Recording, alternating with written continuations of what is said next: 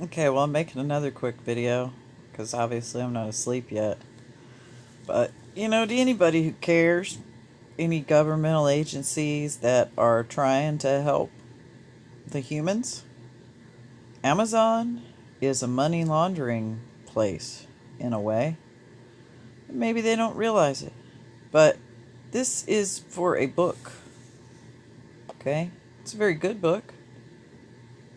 But this is the version that came out in 1991, and there's many of them available.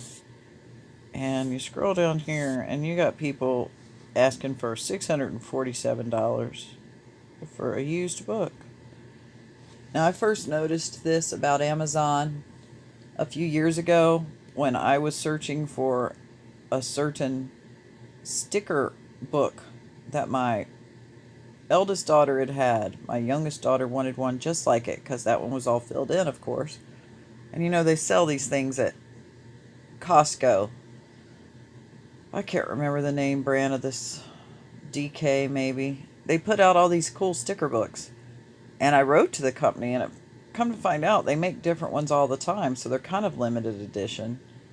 But I was looking online to buy a copy, and there were a lot of used ones. And people wanted, $5, $6.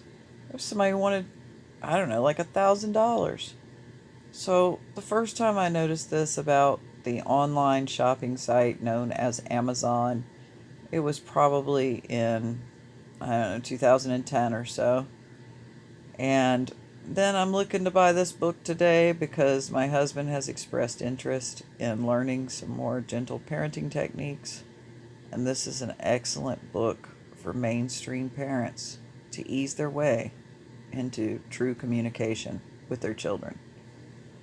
So here we go, $647 for a book plus all that tax.